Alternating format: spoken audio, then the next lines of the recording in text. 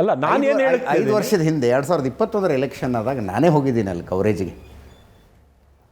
BJP ಅವರು ಹೇಳೋದು 68 ಕೊಲೆಗಳು ಅಂತ, ಆನ್ ರೆಕಾರ್ಡ್ 21 ಕೊಲೆಗಳಾದವು ಸರ್. ಪ್ರೀಪೋಲ್ ವೈಲೆನ್ಸ್ನಲ್ಲಿ 21 ಕೊಲೆ. ಬೆಂಗಾಲಿನ ರಾಜಕಾರಣ ಹಾಗೆ ಅನ್ನುವುದು ಅಗ್ರೆಸಿವ್ ಇರಬಹುದು, ಆದರೆ ನಾರ್ಮ್ ಆಗಬಾರ್ದು. ಆಯ್ತು, ನನಗೆ ಬೇಜಾರಿರೋದು, ಆಯ್ತು ನೀವು ಒಂದು ಪೊಲಿಟಿಕಲ್ ಪಾರ್ಟಿಯಾಗಿ ಏನೋ ಮಾತಾಡ್ತಿದ್ದೀರಿ, ಈ ದೇಶದಲ್ಲಿ ಎಲ್ಲದಕ್ಕೂ ಒಂದು ಅಭಿಪ್ರಾಯವನ್ನು ವ್ಯಕ್ತಪಡಿಸುವ ಬುದ್ಧಿಜೀವಿ ವಲಯ ಇದೆಯಲ್ಲ.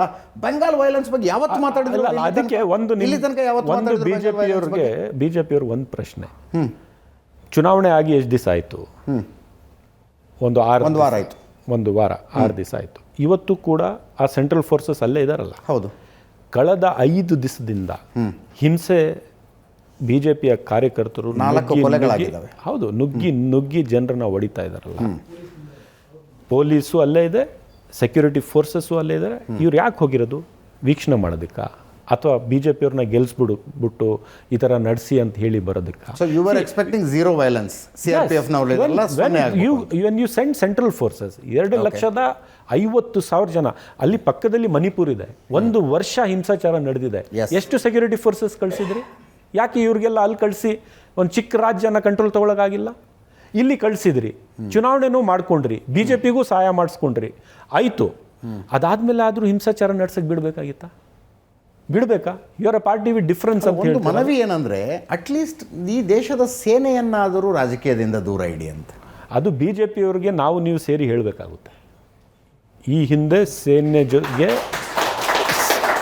ಈ ಹಿಂದೆ ಎಂದಿಗೂ ಕೂಡ ಈ ದೇಶದ ಸೇನೆಗೆ ರಾಜಕಾರಣಕ್ಕೆ ಬಳಕೆ ಮಾಡ್ಕೋತಾ ಇರಲಿಲ್ಲ. ಇವತ್ತು ಆ ಕೆಲಸ ಬಿಜೆಪಿಯವ್ರು ಮಾಡ್ತಾರೆ. ರಿಜ್ವಾನ್ ಅರ್ಷದ್ ಅವರೇ, ತಮ್ಮ ಪಕ್ಷದ ಅತ್ಯಂತ ಹಿರಿಯ ಮುಖಂಡರು ಪಶ್ಚಿಮ ಬಂಗಾಳದಲ್ಲಿ ಪ್ರೆಸ್ ಮೀಟ್ ಮಾಡಿ ಹೇಳಿದ್ರು, CRPFನವರಿಗೆ ಧನ್ಯವಾದ, ಅವರು ಬಂದ ಕಾರಣಕ್ಕಾಗಿ ಶಾಂತ ರೀತಿಯಿಂದ ಚುನಾವಣೆಗಳು ನಡೆದವು. ಲೋಕಸಭೆಯ ಲೋಕಸಭೆ ಮಾಜಿ ಅಪೋಸಿಷನ್ ಲೀಡರ್ ಆಗಿದ್ದರು ಅಧೀರ್ ರಂಜನ್ ಚೌಧರಿ ಪ್ರೆಸ್ ಮೀಟ್ ಮಾಡಿ ಹೇಳ್ತಾರೆ, ಅವರು CRPFನವ್ರು ಬಂದಿದ್ದಕ್ಕೆ ಶಾಂತವಾಗಿ ಚುನಾವಣೆಗಳು ನಡೆದವು, ಧನ್ಯವಾದ ಅವರಿಗೆ ಅಂದರು. ಅಂದರೆ ಕಾಂಗ್ರೆಸ್ಸಿನ ಸ್ಟ್ಯಾಂಡು ಕರ್ನಾಟಕದಲ್ಲೊಂದು, ಪಶ್ಚಿಮ ಬಂಗಾಳದಲ್ಲೊಂದು, ಇದೆಂಗಿದು? ಇಲ್ಲ, ಕಾಂಗ್ರೆಸ್ ಸ್ಟ್ಯಾಂಡ್ ಎಲ್ಲ ಕಡೆ. ಅಧೀರ್ ರಂಜನ್ ಚೌಧರಿ ಹೇಳಿಕೆ ಇದು. AICCಯ ಸ್ಟ್ಯಾಂಡ್ ನೀವು ನೋಡಿ.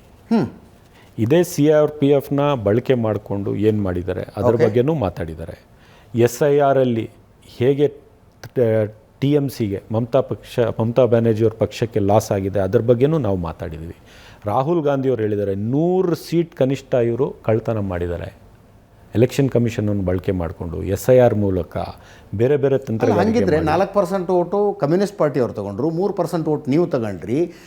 TMCಗೂ BJPಗೂ ಇರೋದು 5% ಮತಗಳ ವ್ಯತ್ಯಾಸ. ಪ್ರೀಪೋಲ್ ಅಲಯನ್ಸ್ ಮಾಡ್ಕೊಂಡು 7% TMCಗೆ ಹಾಕಿಸ್ಬಿಟ್ಟಿದ್ರೆ ಮತ್ತೊಮ್ಮೆ ಗೆಲ್ತಿದ್ರಲ್ಲ ಸರ್ ಮಮತಾ ಬ್ಯಾನರ್ಜಿ. ಅದು ನೀವು ಅಲ್ಲಿ ನಿಂತ್ಕೊಂಡು ರಾಜಕಾರಣನೇ ಮಾಡೋದು. ಅಲ್ಲ, ಎಷ್ಟು ಕ್ಷೇತ್ರಗಳಲ್ಲಿ TMC ಸೋಲಿಗೆ ಕಾಂಗ್ರೆಸ್ ಕಾರಣ ಆಯಿತು? ಕೇಳಿ, ಎಷ್ಟು ಕ್ಷೇತ್ರಗಳಲ್ಲಿ TMC ಸೋಲಿಗೆ ಕಾಂಗ್ರೆಸ್ ಕಾರಣ ಆಗಿದೆ? ಒಂದು ನಿಮಿಷ ಕೇಳಿ.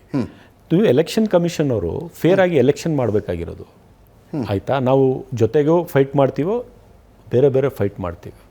ಫೇರ್ ಆಗಿ ಎಲೆಕ್ಷನ್ ಮಾಡಿ ಫಸ್ಟು.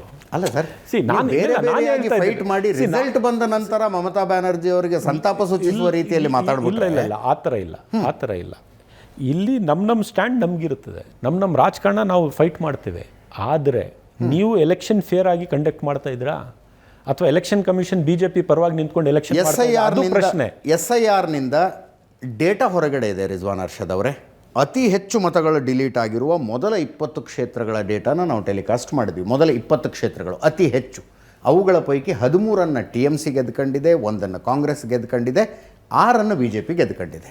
SIRನ ಇಂಪ್ಯಾಕ್ಟ್ ಏನು? SIR ಬಗ್ಗೆನೇ ಒಂದು ಅರ್ಧ ಗಂಟೆ ಚರ್ಚೆ ಮಾಡೋಣ. 150 ಕ್ಷೇತ್ರದ ಡಾಟಾ ನಾನು ನಿಮಗೆ ತೋರಿಸ್ತೇನೆ, ಹೇಗೆ ಬದಲಾವಣೆ ಆಗಿದೆ ಅಂತ ನಾನು ನಿಮ್ಗೆ ತೋರಿಸ್ತೇನೆ. ಗೆಲ್ಲುವ ಅಂತರ ಎಷ್ಟಿದೆ, ಅದಕ್ಕೆ 3 ಪಟ್ಟು ಡಿಲೀಟ್ ಆಗಿದೆ ಓಟಲ್ಲಿ. ಆಯಿತು, ಒಂದು ಕಡೆ ಇರಲಿ. 33 ಲಕ್ಷ ಜನ ಅಪ್ಲಿಕೇಶನ್ ಹಾಕಿದ್ದಾರೆ. ನಮ್ಮ ರೆಕಾರ್ಡ್ಸ್ ನಾವು ಕೊಟ್ಟಿದ್ದೀವಿ. ನಮ್ಮ ಹೆಸರು 29 ಲಕ್ಷ ಜನ. ನಮ್ಮ ಹೆಸರು ಹೊರಗಿಟ್ಟವ್ರೆ ಅಂತ. ಅವ್ರು ಯಾರಿಗೆ ಓಟ್ ಹಾಕ್ತಾಯಿದ್ದು, BJPಗೆ ಆಗ್ತಾಯಿದ್ರು ಅಂತ ತಿಳ್ಕೊಳ್ಳೋಣ ನಾವು 2 ನಿಮಿಷಕ್ಕೋಸ್ಕರ. ಎಲೆಕ್ಷನ್ ಕಮಿಷನ್ನವರು ಚುನಾವಣೆ ಇವತ್ತಿದೆ ಅಂದರೆ 3 ತಿಂಗಳ ಹಿಂದೆ SIR ಮಾಡಿಬಿಟ್ಟು ಲಕ್ಷಾಂತರ ಜನನ ಹೊರಗಡೆ ಇಟ್ಟು ಆ ಟ್ರಿಬ್ಯುನಲ್ಸ್ ಮಾಡಿದ್ದಾರೆ. ಟ್ರಿಬ್ಯುನಲ್ಸ್ಗೆ ಹೋಗಿ ಹಿಯರಿಂಗ್ ಆಗಿ ಅವ್ರು ಬಂದು ಓಟ್ ಹಾಕುವ ಪರಿಸ್ಥಿತಿ ಇಲ್ಲದೆ ಮಾಡಿದಾರಲ್ಲ, ಇದೇ SIR 1 ವರ್ಷದ ಹಿಂದೆ ಮಾಡ್ಬೋದಿತ್ತಲ್ಲ. 1 ವರ್ಷದಿಂದ ಬೇರೆ ರಾಜ್ಯ ಚುನಾವಣೆ ಇರ್ತಿತ್ತು. ಇಲ್ಲ ಹಂಗಾದ್ರೆ ಅವಾಗ ಇನ್ನೊಂದು ರಾಜ್ಯ ಚುನಾವಣೆ ಇರ್ತಿತ್ತು. ಆಯಿತು, SIR ಮಾಡ್ತಾ ಇರೋದೇ ರಾಜಕಾರಣಕ್ಕೋಸ್ಕರ ಅಲ್ವಾ. ಅಲ್ಲಿ 2002ರಲ್ಲಿ ರಾಜಕಾರಣಕ್ಕಾಗಿ SIR ನಡೆದಿತ್ತ ಈ ದೇಶದಲ್ಲಿ? ಎರಡನೇ SIR ನಡೀತಾ ಇರೋದು ಸರ್ 2002ರಲ್ಲಿ ಈ ಥರ ಮ್ಯಾನಿಪ್ಯುಲೇಷನ್ ಮಾಡ್ತಕ್ಕಂಥ ರಾಜಕೀಯ ಪಕ್ಷ ಅಧಿಕಾರದಲ್ಲಿ ಇರಲಿಲ್ಲ. 2002ರಲ್ಲಿ ಅಟಲ್ ಬಿಹಾರಿ ವಾಜಪೇಯಿ ಅವರು ಈ ಥರ ಮ್ಯಾನಿಪ್ಯುಲೇಷನ್ ಮಾಡ್ತಿರ್ಲಿಲ್ಲ. ಅವಾಗ ನೀವು ಬೆಸ್ಟ್ SIR ಮಾಡಿದ್ರೆ ವಂಡರ್ಫುಲ್ ಅಂತ ಹೇಳಿದ್ರ? ಬೆಸ್ಟ್ ಮಾಡಬೇಕು, ಅದು ಅವ್ರ ಕರ್ತವ್ಯ. ಅದು ವಾಜಪೇಯಿ ಅವ್ರು ಮಾಡೋದಲ್ಲ, ಎಲೆಕ್ಷನ್ ಕಮಿಷನ್ ಅವರು ಮಾಡೋದು. ಆದರೆ ಇವರು ಈ ಥರ ಮಿಸ್ಯೂಸ್ ಮಾಡ್ತಿರ್ಲಿಲ್ಲ ವಾಜಪೇಯಿ ಅವರು. ಅವಾಗ ಅವ್ರಿಗೆ ಪ್ರಜಾಪ್ರಭುತ್ವ ಮೇಲೆ ನಂಬಿಕೆ ಇತ್ತು, ಅವ್ರು ಬಿಡ್ತಿದ್ರು ಓಪನ್ ಆಗಿ. ಇವತ್ತಿನ BJPಯ ನಾಯಕತ್ವ ಇದೆಯಲ್ಲ, ಆ ಥರ ಇಲ್ಲ. ಓಕೆ, ಒಂದು ಫೇರ್ ಆಗಬೇಕಲ್ಲ.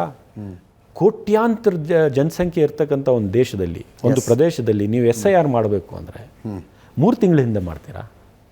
ಅಲ್ಲೇ ನಿಮ್ಮ ಮಾಲ್ ಇಂಟೆನ್ಷನ್ ಏನಂತ ಗೊತ್ತಾಗೋಗುತ್ತಲ್ಲ. 1 ವರ್ಷದ ಹಿಂದೆ ಮಾಡಿ. ಆಯ್ತು, ಕರ್ನಾಟಕದಲ್ಲಿ ಇನ್ನೂ 2 ವರ್ಷ ಇದೆ ಎಲೆಕ್ಷನ್ಗೆ. ಈಗ ಮಾಡಿ. SIR ಪ್ರಕ್ರಿಯೆ ಈಗ ಶುರುವಾಗಿದೆ. ಬೆಂಬಲಿಸ್ತೀರಾ ನೀವು SIRನ? ಇಲ್ಲ, ಬರಲಿ. ಫೇರ್ ಆಗಿ ಮಾಡಿದ್ರೆ ಬೆಂಬಲಿಸ್ತೀವಿ, ಅನ್ಯಾಯ ಮಾಡಿದ್ರೆ ವಿರೋಧಿಸ್ತೀವಿ. That is the democracy. ಮತ್ತು ಸಾಮಾನ್ಯ ಜನರ ಪರವಾಗಿ ಯಾರು ನಿಲ್ಲಬೇಕು? ಫೇರ್ ಆಗಿ ಮಾಡಿದ್ರೆ ಎದ್ದು ನಿಂತ್ಕೊಂಡು ಹೇಳ್ತೀವಿ ಫೇರ್ ಆಗಿದೆ ಅಂತ, ಇಲ್ಲದೆ ಇದ್ದರೆ ವಿರೋಧಿಸ್ತೀವಿ.